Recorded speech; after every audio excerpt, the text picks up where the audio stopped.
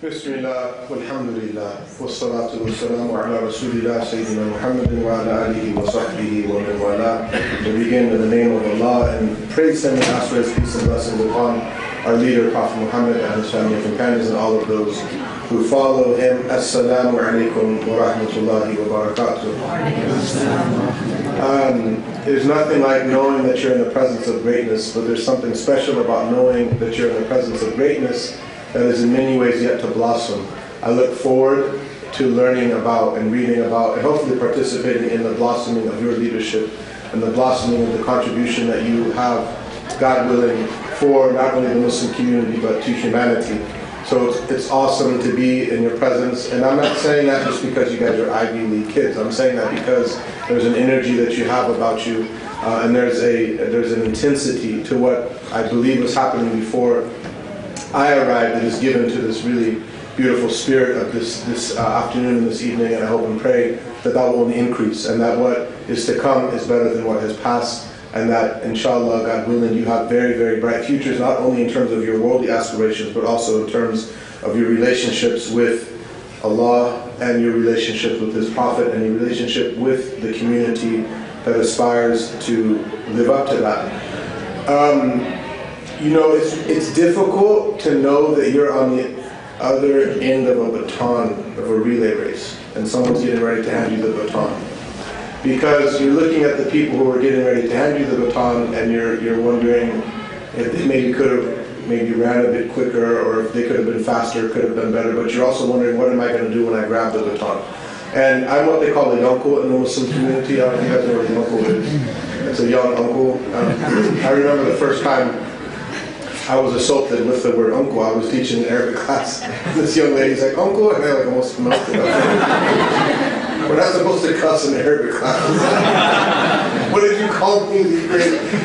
But no, like I'm a uncle. So I'm like not quite an uncle yet, but I'm on my way.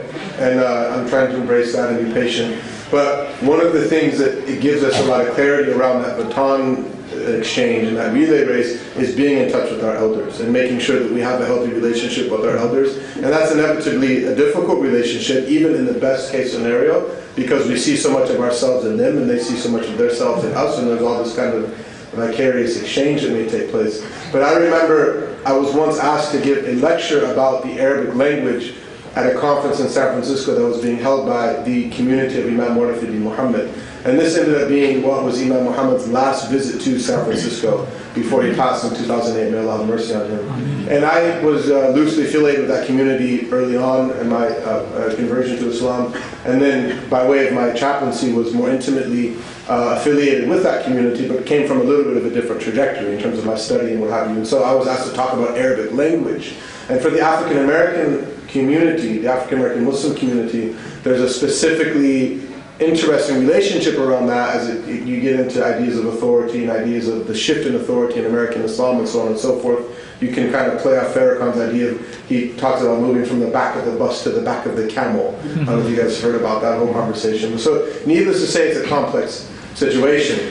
And I was asked to give this talk in front of some people who were literally playing in the house of Elijah Muhammad as children, came to Al-Islam with Imam Murthy Muhammad, and then were childhood friends of Imam Murthy Muhammad. And one of them was a man named Darnell Kareem, who's still alive, and he's in Chicago. If you ever go to Chicago, you should look him up and visit him and ask him to talk to you, because he's a very, very wise man.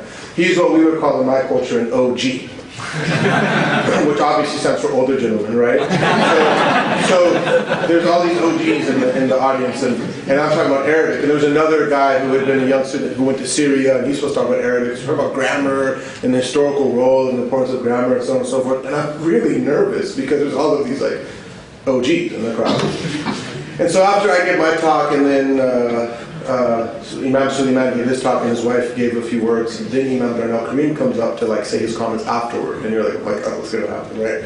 So I'm sitting in the front row, and he stands up and he says, you know, I got up here listening to these young brothers and all of their eloquent explanations of Arabic and the role of Arabic and grammar, and I was listening to their explanation of I'rab and binat and this and that and so on and so forth, some concepts in Arabic grammar. He said, and I got to thinking, and I'm like, oh my God, he's about to blast me. I'm waiting for him to just totally throw me under the bus, make me feel like a bad person. I'm like, here we go, right? He goes, and I got to thinking to myself, And there was this really awkward moment, this tense moment of silence. He goes, I realized we're going to be all right. And I wept. Because I thought to myself, if I can't give my elders anything else than at least some semblance of security about the future and hopefully about the legacy that they have brought and they've sacrificed for and given oftentimes a lot of time and money for us to even be sitting and having this conversation. I said, alhamdulillah, thank God. If I could just give him that, it was enough. But I'm saying that because that's how I feel about looking at all of you this evening. I feel like we're going to be all right, inshallah. And may Allah make that easy for us.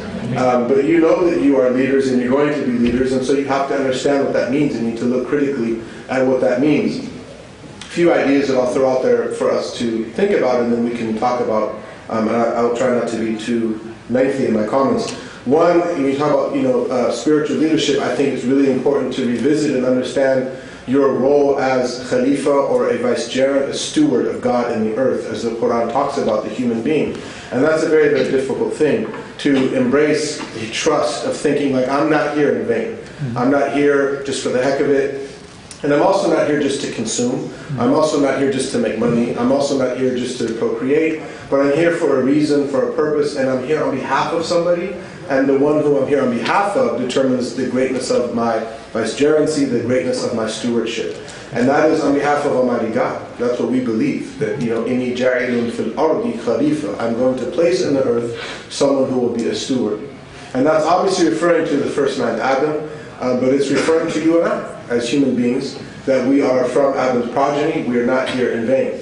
And it's really interesting to think about the idea of Khilafah, or stewardship, that also relates to governance and relates to the idea of there being governmental authority, and the reflection on the idea that it wasn't always the inward and outward Khilafah were not always the same. And what I mean by that is there were times when prophets were both the inward Khalifa and the outward Khalifa. They were, like in the case of Noah, he's obviously calling his people to God for this whole time, and then eventually the flood comes, and he's, right? So there's this relationship where he's not outwardly the Khalifa. Abraham in Babylon was not the outward caliph, right? Because he was under the rule of Nimrod.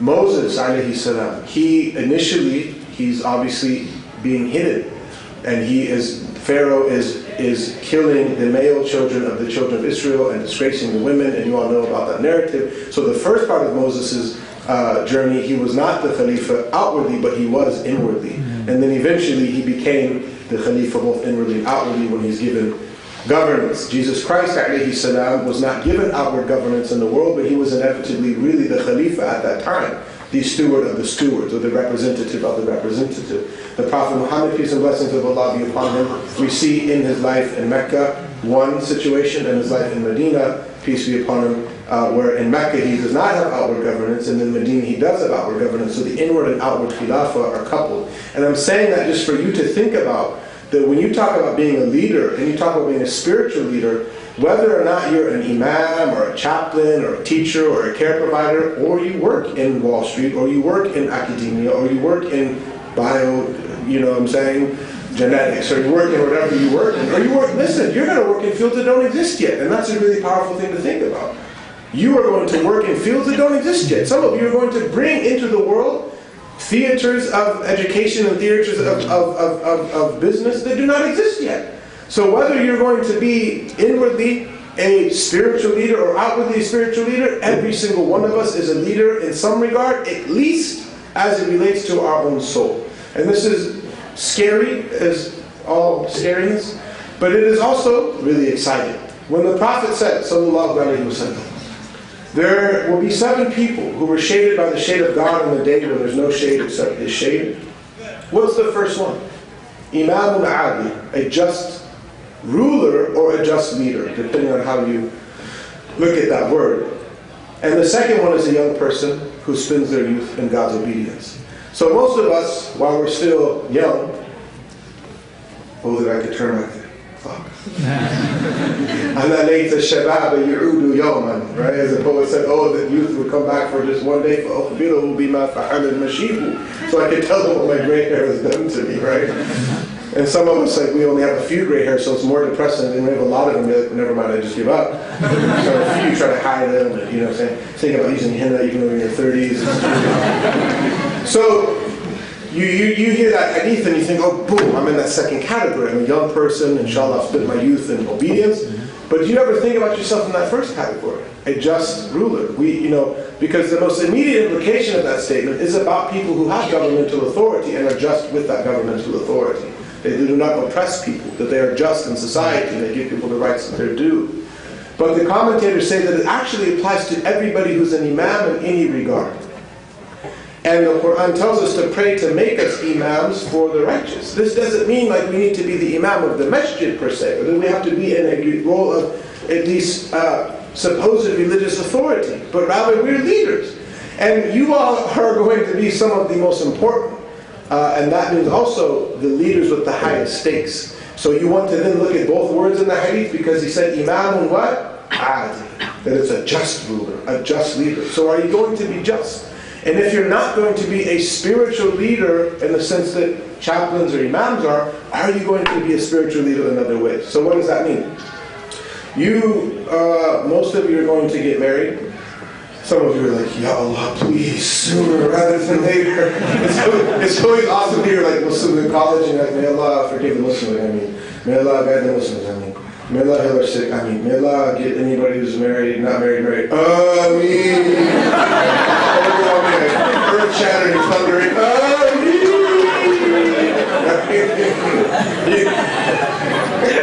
You're going to get married, inshallah. May Allah, whoever doesn't have a good spouse, will not give you a good spouse. You're going to get married, and then when you get married, there's this thing that happens called kids, right? You guys know about the PZAS, it's post-zoologic activist syndrome. So it's like the person used to be like the most active of all the activists, right? It's like they're just looking for excuses to be active, and then like the person gets married and then disappears. Someone goes, hey, what happened to brother so-and-so? They're like, oh, rahimahullah. May Allah have mercy on him. He died. Like, no, he got married. So you have to, that's one of the questions, like, are you still going to be active after you get married and after you have kids? And hats off to the people who were still active, or were always active even though they had kids and they had families and they were still participating. We tend to forget that. May Allah bless Brother Omar and Imam Khalid and all of our beloved imams, people who are maintaining families in addition to serving this community. May Allah make it easy for them. Yeah, but you're going to get married and then you're going to have children. And this is where you got to begin thinking about the idea that spiritual leadership is not just exported to the masjid or to the community. That no, if you're going to be a spiritual leader, the most important spiritual leadership you will ever engage in is that of being a good spiritual leader to your children. May Allah make that easy for us. And I say that with a very heavy heart. I'm 3,000 miles away from my children. And you're going to have those really difficult moments where your kids, because children, they have this boundless awareness and this boundless imagination and this boundless willingness to ask really crazy questions. And you have a lot of boundaries on your imagination and your answers. Your kids are going to ask difficult questions, But children have what we call in our tradition fitrah, a primordial inclination to natural goodness. My kids were playing outside one day and they had like those Greek god uniforms on. The one of them was Zeus and one of them, and they're like, I'm a Greek god, and I was like, oh wait, I was like, wait, we might have an Aqidah class. We can't say that. I was like, no, just say something else. Like, oh, Baba, why? I was like, well, how many gods are there? They're like, oh, there's only one. And then I was like, well, you sure about that, right? And they're like, yeah. And I was like, well, what would happen if there was like more than one god? Well, like one of my kids said, if they did that, everything would get messed up. Like the whole heavens and the earth would become, like the heavens and everything would become messed up. But it wasn't because he knew the verse. That was just his natural response, right? So they have these conversations. But then you talk about Valentine's Day. There's the Halloween phenomenon, right? You got to talk about Halloween. So like your kid grows up, and then I said to my oldest, I said, do you think Halloween's bad? He goes, yeah. I was like, do you really think it's bad? He goes, yeah. I was like, no, what do you really think? He goes, hey, it's not bad. I was like, so, and hold on, pause on the story. That's where a lot of us, some of us are in our 20s, some of us are in our 30s, and that's still the conversation we're having with religion. Like we think we got to say the right answer, or we're going to get in trouble. And so we haven't asked critical questions that are actually impeding us from growing spiritually, because we're still in the 8-year-old's mind that got screamed at because they asked the question. No, seriously, I'm not trying to be funny. It's real. That stuff's real. Childhood trauma around spirituality, it goes into people's adulthood and can really mess up people's relationship with themselves and their Lord. So I said, well, why do you think Halloween's bad? Or what do you like about Halloween? He was like, I think candy, dressing up. I was like, what if you did candy and dress up on a difference? That's fine. I said, well, what do you not like about Halloween? I don't like all the gin stuff, like the dark, And it was just a conversation that we had. Then my kid ended up going to an Islamic school. So we went to Islamic schools. One time I was in Edmonton, Canada, and I went to this restaurant, and on the wall they had like the menu written on the chalkboard, and one of the menu items was Islamic salmon. And I was like, wow. I was like, really robotic fish or something. So I asked the, it wasn't a Muslim establishment, so I asked the lady, I was like, hey, what's the Islamic salmon? She goes, it's just a spice mix. And I thought that was, but you're laughing when you think about it, unfortunately, there's a lot of things we call Islamic, it's because if they had not been given the blessing, they would not be able to show gratitude for the blessing that they had been given. So if they were rich and they were grateful, it's better than someone who had not received that blessing. Others say no. The person who's poor and patient is better. And I understand why you want to abstain, because it's kind of a false dichotomy. People fall on a different level in between. But a poor person is patient because all of the verses in the Quran that talk about patience and the virtue of patience. And the Prophet said, oh Allah, allow me to live amongst the poor and to die amongst the poor and to be raised with the poor. And he himself, sallallahu alayhi wa sallam, chose poverty over wealth, even though he was given that option. So they differ. Some of them say that if a person has wealth and they're grateful, then it's a lofty thing. But the reality is that people get attached. You guys have heard the story about a Sayyad, the fisherman? There was a man named Sayyad, and he was a great sheikh. And he lived on a hut on the beach. Why do you think they called him the fisherman?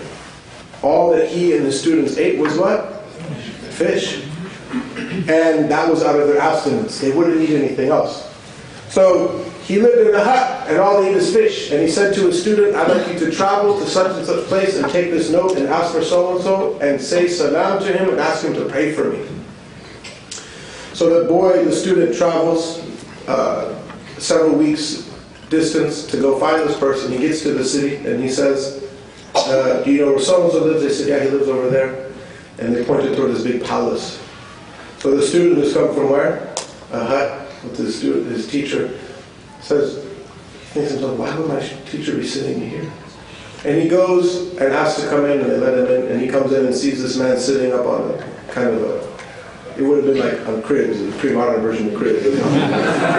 But he sees him sitting up on this kind of raised throne type thing with tapestries and all of these courtiers and servants everywhere. And he's thinking, why would my teacher be asking for prayer from this guy? But he says, my teacher told me to do it, so I have to say it. So he says, my teacher so-and-so says salam to you, and he asked you to make dua for him. He said, gave you greetings of peace and asked you to pray for him. He said, alayka wa alayhi salam. Upon you both be peace. He said, ask your teacher when you go back if his heart is still connected to the dunya. Now what will the student do? You guys know about overzealous students. Sorry, can you repeat the sentence again? He says, Salhu, هَلَا يَزَلْ قَلْبُهُ مُتَعَلِّقًا بِالدُّنْيَا. Ask him, your teacher, if his heart is still attached to the world. Now what will the student do? You guys know about overzealous students? 95% of the problems in our community is created by who? Overzealous students. My shake's better than your shake. My shake's better than your shake. You know, kids on the playground. My dad has a BB gun. My dad has a 22. My dad has a bazooka. That's what people do. Stop them, unfortunately, with their minhaj and their group and their teacher and shake banging, right? And gang banging. Allah save us from such pettiness. They say the etiquette, if you're true in your relationship with your teacher, then you understand that your teacher is like a father or a mother, and then other people's teachers are like your aunties or your uncles. And so you're going to have the etiquette with your auntie and uncle, even a more formal level of etiquette with your auntie and uncle than you would with your father or mother, because you have a deeper level of intimacy with your father or your mother. So it would be bad manners to go to your cousin's house and talk about your dad. You go to your cousin's house and talk about your uncle. Man, your dad's a really good dude, man. Unless you were trying to be selfish. So, what will the student think? He's thinking, how am I going to possibly tell my teacher this? And imagine he's got to travel all the way back to go to the teacher. And the whole time he's thinking, And you gotta go tear shake the heel shake. You still gotta do it in your heart. Like, how's it right? So he travels all the way back, and he's thinking, oh my God, I'm gonna say this. So he gets to the sheikh, and he says, hey, wajadtahu, did you find him? He says, yes. He says, what did he say? He said, he told you, alaykum salam. He told you, peace be upon you. And then he says, and he told me to ask you if your heart is still connected to the world. And the sheikh wept. And he said, wallahi innahu qad sadaq. He said, by Allah, he's spoken the truth. Right? Outwardly, he just has a hut and they're eating fish, but he still saw himself as someone who was what? Attached. So some of us, when that story was told, we inserted ourselves on the tapestry cover throne with the servants. And said, that's me. I'm not attached. I'm the spiritual master who has everything anybody could possibly want. 5-star premier access, top of the, but I'm not attached. But the reality is, if we were intelligent, we would put ourselves in the shoes of the person who, even though he has a hut, he still sees himself as attached. Do you guys have attachment? Ooh, I thought it was a safe space. Do you guys have attachment? Yeah. You guys are like... I didn't realize I was attached. I'm going to just be authentic. I didn't realize I was attached until last Ramadan. I really thought, I really stopped for I was deluded into thinking like I had no attachment. Because generally it would be easy for me to give something away or I didn't really care. But I had this mug. And I'm in the coffee. You've heard the story before. Has anyone heard my mug story before? So this is a true story, right? So I had this one mug, and it was a really special mug. And I won't bore you with the details, but let's just say it was a really special mug. A friend of mine gifted me from Chicago, the brand of the label of this particular roaster that I like. One of my teachers had visited from overseas, and he drank from the mug, and then it became a special mug that Sheikh drank from. Like a mug. And it's usually at my office, and the team at Ta'leef won't touch the mug because they know better, right? But somehow, in the divine infinite wisdom of God, the mug ended up in my home. And so there was this young lady who had brought a convert in who had just taken Shahada that week. They'd recently become Muslim, and they came in. It was like after Asr, the afternoon prayer, just a couple hours before sunset, and we were talking about this person's recent conversion. And then I said, do you guys have time to break the fast? And they said, no, just come over to my house. And so like, okay, great. So we go to my house with this big, beautiful iftar. Alhamdulillah, my wife had been cooking all day long, and then we, Ibad smiled because he's eating my wife's food before he just had a daydream. Like, you order LL Cool J and go back to Cali, right? You guys ever heard LL Cool J before? I'm dating myself. So we get to the house, have iftar, then it's tea time, we're drinking tea, and my wife says, can I talk to you for a minute? So she said, I gave the sister your mug. And I was like, oh, cool. She's like, no, your mug. And I was like, what mug? She's like, the mug. And I was like, no. I was like, no. She's like, no, she said she liked it.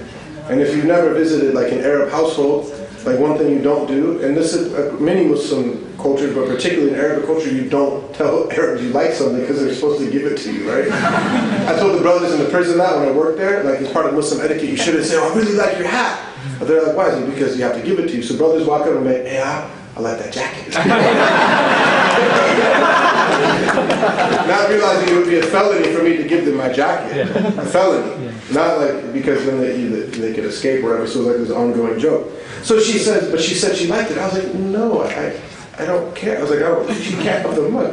I was so disrupted. So I actually got up and went in the back room and had this little like self-inventory moment where I was like, oh my gosh, she's going to take my mug. I was like, take the car, take a couple of the kids. You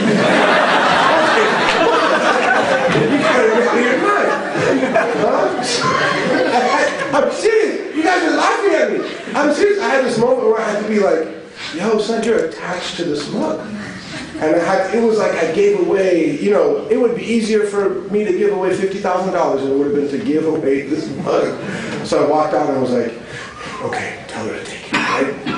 The sister, unless she's attended my lectures, if she had, she would have brought the mug back.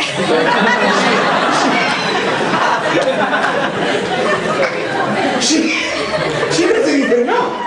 And I'm thinking to myself, subhanAllah, the whole Lord of the Rings series is all about what? Why did Gandalf, he wouldn't take it? He says, he's Gandalf. Because he was afraid. He saw what happened to the other kings, and he said, what if I take it? I might fall. You remember that moment when Frodo's uncle gave it to him? Remember? You guys remember that moment? Remember? And then he was like kind of, you know what I mean? And he walked by and was like, and he jumped out. You guys remember that? No, listen. You guys remember that? That whole thing is all about what? It's about attachment. It's about the nafs. Yeah, you could do a whole exegesis of Lord of the Rings and look at like the implications, seriously, spiritually, what that means. Yeah. You guys know Cameron Riaz? He used to have a website called Movie Tafsir. And then the Muslims flipped out like haram, so he took it down. You watch movies, you just don't think tafsir. You just eat popcorn and get your face all buttery, and that's all you do. Yeah. So you remember that little precious moment. So my point is what? You're going to have money, and some of you are going to have a lot of money. So be careful because you're going to get attached.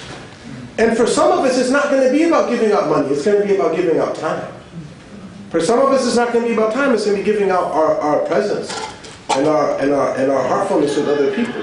So we say we're not going to be attached. We should say, even if I live on a hut on the beach and I have nothing, I still have attachment issues. May Allah take the world out of our hearts and put it. If it's in our hands, let it be in our hands. Whenever in our hearts, Ya Rabbil Alameen. Now, so Imam Adil, being a just leader, means that you are balanced. It means that you have equilibrium, and it means that you are mindful. You know, a grandmother said to her grandchild once, and giving him advice as to how to be a spiritual leader, she said to him, be careful of the life you lead. You may be the only book some people read.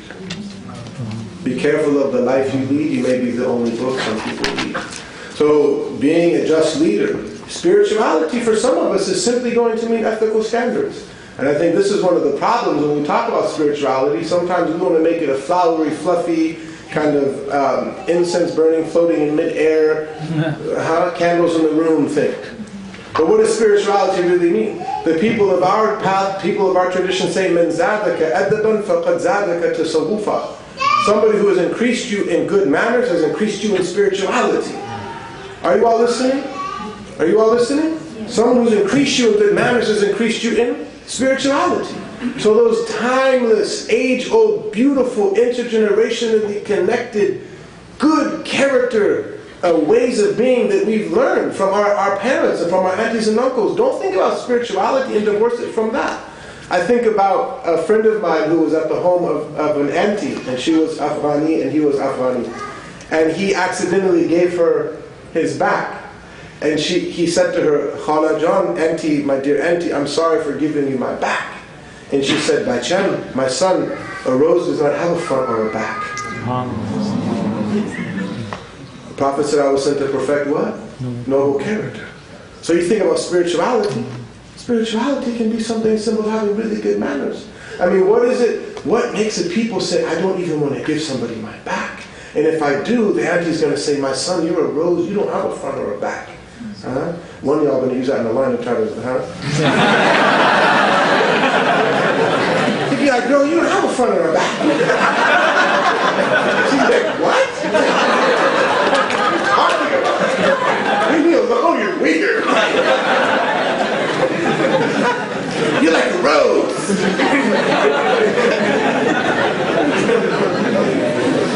May Allah help us. He said, whoever increases you in good manners has increased you in what? Spirituality. I have this teacher named Zayd Shakir, may Allah preserve him. New Haven, we're in, under dhikr salihin tatanazzalu rahmat. They say when we mention righteous people, mercy descends.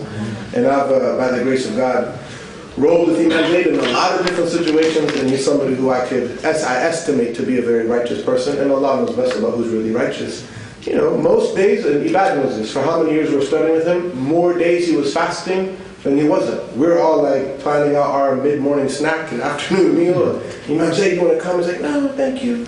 And you're like, you're fasting? It's Tuesday in Rabi'u Thani. Like, my mind? Literally. Reading Quran, if you're by himself, he's going to be reading Quran and doing dhikr, may Allah preserve him. And he's not here, so this isn't like, you shouldn't praise people. He's not here, so don't worry about that. And don't treat him and tell him. But one of my most profound lessons ever was Imam Zayd. Who can think? I was like, we were sitting by the Kaaba and the door open. No, we were in Islam. And I was his shadow. No, listen to me. I was his shadow. And I'm supposed to be a security, which is the most asinine suggestion in the world, that I'm Imam Zayd's security. Like Imam Zayd, put him in front of me. But I'm supposed to be his security, and so he needs to renew his wudu.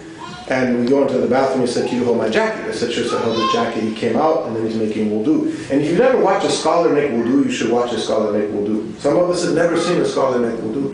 And sometimes if you do, you'll see, oh, I haven't been doing it right my whole life. No, I'm serious. To watch a scholar make wudu. And it's not necessarily that it takes longer, but that they do it well. So he made wudu. That was the lesson, right? No, absolutely not. After he made wudu, he spent about 3 times as much time that it took him to make wudu and go to the restroom, wiping the floor in the bathroom in the convention center in Isna. And I'm sitting there holding his jacket, thinking, what are you doing, dude? Like I'm thinking, what are you doing? And he's waxing on and waxing off on the floor. And I'm thinking to myself, like, what are you doing? And he, without me saying anything, he said, I don't want the poor Mexican workers that are being paid minimum wage to come into these bathrooms and say, look what these Muslims did. That's spirituality. That's spirituality. You know, as a convert to Islam, coming from an African American man, when he said to me, you Muslims should be glad that you can take your hats off. I said, what do you mean? He said, because black folks can't change the color of their skin. In other words, what? The struggle that Muslims are going through is one where we can kind of fit in and whatever, you know, we can adjust. But there we are standing as a community on the shoulder of people who literally gave their lives for us to even have the freedoms that we enjoy today. And a lot of us don't even know about that history. A lot of us don't even know. I won't ask for a show of hands. Would you like to come with me? Or would you Plus we're at the Ivy League group, so it might be surprising to me. But how many of us have read Roots? How many of us have read the autobiography of Malcolm X? How many of us have read Osama the Black American? I actually want to see your hand. How many of you guys have read Osama the Black American by Jackson? Raise your hand. Your hand is the piece of flesh attached to the end of your arm. Raising means go like this. Raise your hand if you read Osama the Black American by Dr. Jackson. Some of y'all raise your hand like that. Raise your hand. Yeah, so like, because you hear that, like, Islam, Dave even raised his hand. Islam and the Black American. Dave, why did you read it? Huh? You thought you were going to be black if you read it, huh? Huh? Because it spoke to American realities that transcended just the specifics of the African American community that affected me as an American as well. Absolutely. So like Roots, Alex Haley, the autobiography of Malcolm X, Osama the Black American, and a number of other works, just understand the historical legacy where we come from. You know, to not think that like, okay, fine, you come from a privileged background or you're headed toward privilege. That doesn't mean that you're not standing on other people's shoulders historically. And also, the uncles and aunties that we harp on all the time and we're so upset with and we're so, you know, we pick on the uncles and aunties and how they make us feel a certain way at the masajid. Well, why don't you try moving to a country where you don't speak the language and driving a taxi and, you know, sharing a pack of noodles with your family and not complaining and then putting your kid into a really, really good upper echelon and learning institution for money that you've been saving your whole life and not complaining and foregone some of your personal whims and passions so your kids could have a good life, you might be a little grumpy too. So the uncles and aunties, I remember I gave a khutbah at the masjid one time. And this uncle came up to me and said to me, Wallahi ma fahm shay min al-khutbah. He said, Wallahi I didn't say anything from your khutbah. I said, type name? I said, why not? He said, Wallahi sari' kalamek wa kullu bil-Injilizi. He goes, you speak so fast and it's all English. I was like, Allah samahni amo. He goes, Allah samahak. I said, forgive me, uncle. He said, may Allah forgive you. I was like, no, really, just forgive me. He goes, Allah samahak. And I was like, uncle, I'm really sorry. You know, I'm American, I'm just learning Arabic, I'm so, forgive me, uncle. I said, no, uncle, don't leave the masjid. You can't leave the masjid till you forgive me. He goes, I forgive you, right? So then he goes, you're American? I go, yeah. He goes, you speak Arabic? He goes, oh my God. He calls his wife, he goes, honey, come here. She goes, هذا أمريكي, يتكلم عربي شوف. He goes, he's American. She gave me chocolates, we made out. Huh? And remember, for every angry, grumpy uncle that you've met, remember the beautiful, loving, shining-faced, generous, caring ones that you don't like to think about them. There's this uncle who they run a masjid right next door to Tadlif. His name's Yahya. He's a doctor, and he's the president of the board there. And so we're like, we have intra-faith kind of, relationships, and we have a collaborative relationship. So you're always afraid when they come to the door because there's going to be some big request to do something. And this one Eid, I just felt horrible. I don't know what it was. I had a bad morning. I was grumpy. I was sad. I was just upset. And I'm in my office after Eid. And the uncle comes to the door, and I look up, bad opinion. I'm thinking, what's he going to ask me for? And I walk up to the door and open. He goes, Salaam alaikum. I said, Walaikum salam. Because you guys know Muslims call you, say Salaam alaikum, you're thinking, what do you want? You're waiting for that moment. So Eid Mubarak. He gives me a big old hug, and he turned around and walked away. I was like, he just walked away. And wallahi, I didn't have a fear or a worry in the world. Just because of the beautiful hug that he gave me. So remember the good. Don't just remember the bad. Am I over? I'm over? You can wrap it. Yeah, we want Q&A, right? So Q&A, sure. I'll tell you one more story. One of my favorite things that ever happened. Can I tell you one more really short story? Yes. I was walking in the Prophet's Mosque in Medina. Allahumma salli alayhi wa alayhi. And I had a young man with me, Umar Saad, whose father's Iraqi and his mother's Afghani. And at the time he was 18 years old. He was somewhere between a suburban kid and a gangster.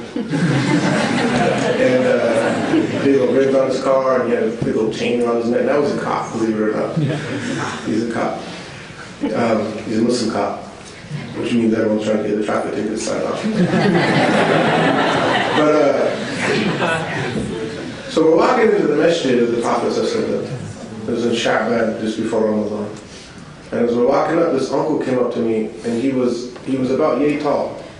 And I knew he was Libyan because of his vest and his hat. And I have a special place in my heart for Libyans ever since Back to the Future. Some people got that. Who else? The Libyans! Some of my best friends in the world in Libya. Hey. And so he walked up and he says in Arabic, he says, "Akhmi Libya." He said, "Are you from Libya?" And I'm thinking, you guys know the whole, where are you really from? Where are your parents from? Where are their parents from? And then, but they're like, you're not white all the way. And it's like, no, you gotta explain, your dad's black and your mom's white. And they're like, but you speak Arabic. You're like, say wallahi. Like one time I was in Medina, this guy said, you said you're from Tunisia or Algeria. I said, I'm American. He said, wallahi, you're not American. Yeah, but fast 3 days, right? So I'm thinking it's going to be one of those moments where what? It's going to get into where are you really from, where's your dad from? So he says, in Akhmi Libya? I said, La Ami, I'm American. He says, American مش بعيد عن Libya. He said, America's not that far from Libya, right? And I was like, where did you get, subhanAllah, it was just like this instant, visceral beauty that he shared. Squash all beef. And then he says, why don't you let your uncle buy you breakfast before you go to the masjid? Never met him before. And I think, subhanAllah, that changed Malcolm, didn't it? Didn't it? What was it that changed him? Having that human experience with people, right? So the point I'm making is get beyond some of the real pain that we may have and realize that you're going to be an uncle and an auntie to other people's kids. You're going to be uncles and aunties to my children. That's real. So what kind of uncles and aunties are you going to be? And are we going to take this project, Islam in America, thing seriously and give it everything that we've got and give back from our time and our money? May Allah make it easy for you, Ya Rabbil Alameen. Allah knows that every single one of us in this room has a different path and a unique path and a specific path that's going to be different from everyone else in this room. So I pray Allah, the one who knows all of that and knows that which we do not know, that He bless all of us in all of that and make it easy for us and grant us wisdom. I pray that Allah increase all of you and make you lights and make you means of guidance and make you means of mercy, give you knowledge and action and give you big hearts and give you deep, deep, deep, deep connection to Him and His Prophet sallallahu alaihi wasallam. إنه ولي ذلك وقادر عليه وصلى الله عليه وسلم.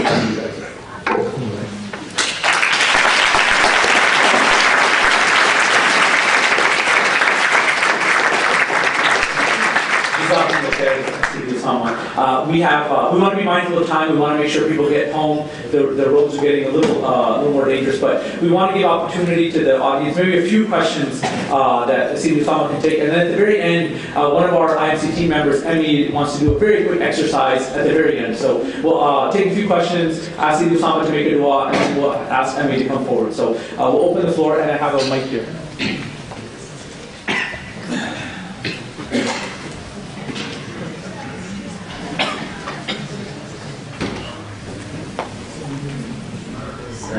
Alaikum salam wa rahmatullahi wa barakatuh. So I guess my question comes to one of my teachers once told me that the true leader is he who desires no leadership position at all.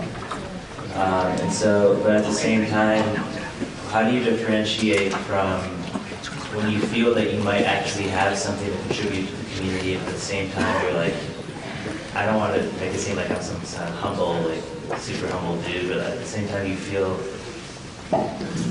like maybe people could benefit from something that you have, or some kind of knowledge that you have, but you at the same time don't want to take leadership for leadership's sake. Did you all hear this question? So you're somewhere between,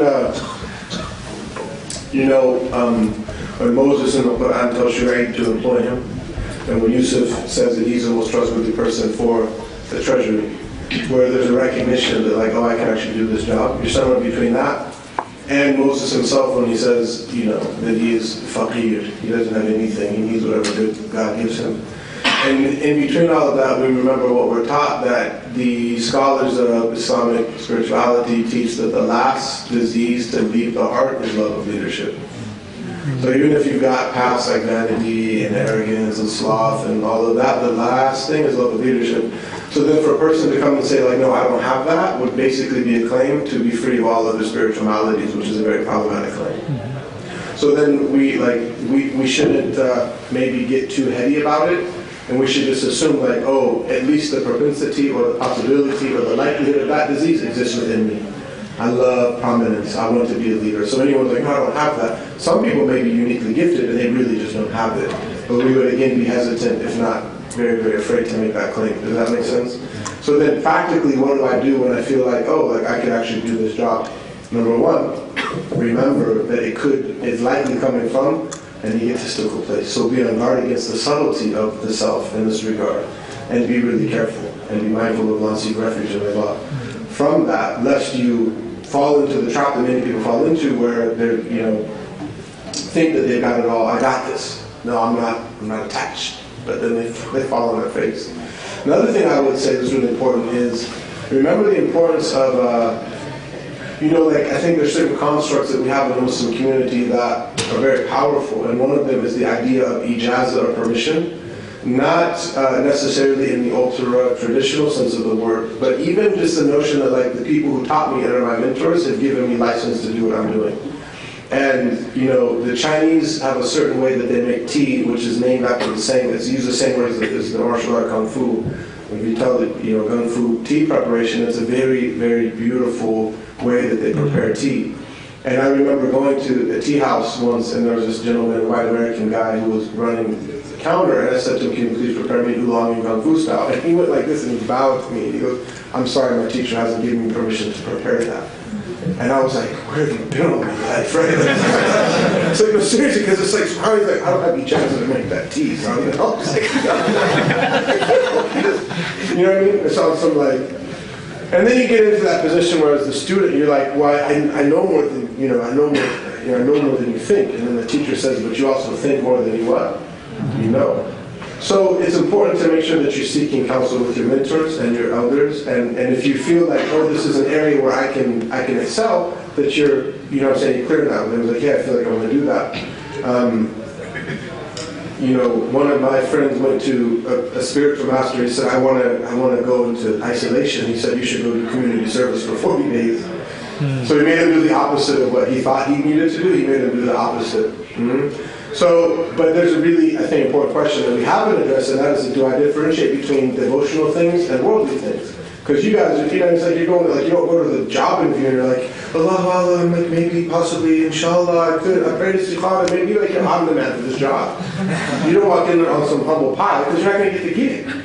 You know what I'm saying? In other words, differentiate between, you go on the basketball court and be like, guys, subhanAllah, like, I'm going to take the ball and go for the hoop. You know what I'm saying? Like, subhanAllah, like, take the ball and dunk it out. You know what I'm saying? Say Bismillah, stay humble, but the point is, it's not ostentatious because it's not a devotional thing, right? So you got to differentiate between, and then know that as you kind of go up that ladder, that it's going to become more and more subtle. And like they say, at every level, there's a what? A new devil. So now you've kind of gotten up in your career, and you're like, oh, it's not devotional, it's just worldly, so it doesn't really apply. But then that exacerbates an already existing love of leadership that could possibly spill over into the religious realm of your life, or it could just become in and of itself like a cancer that kills your heart. May Allah save us from that. So it's important to be in good company, and I know that it may sound like too something to somebody, but the only way to make it is to be in good company. It's the only way to make it. You have to be around good people. You have to be around people who are more advanced than you on the path. You don't want to be like that guy that goes to the gym and he's like way not in shape and he's coaching other people and he's like, yo, this is how I got these love handles, son. Like, this guy standing. You know the guy who comes to the gym, he's got like all the equipment, he's got the protein drink, and he just talks the whole time and texts people the whole time. And when they call him coach, like, I want to be like, I want to see the guy who walks in the gym, he's killing it. Spends half the time as everyone else, does way more work, he's sweating way harder, and he's way more in shape. You look at it, you're like, I want to, you know what I'm saying? I want to learn from that guy. Does that make sense? You had the same thing. And how did you all get into, how are you going to eventually make the strides you make in your career? By being around other people who knew the game. So what makes us think that it's going to apply to everything else in our life, but not to spirituality? You have to be around elders and mentors. May Allah give you good elders and good mentors. Now, that you don't like my answer? No, I love it. Oh, you're just quiet. I don't know. Yeah.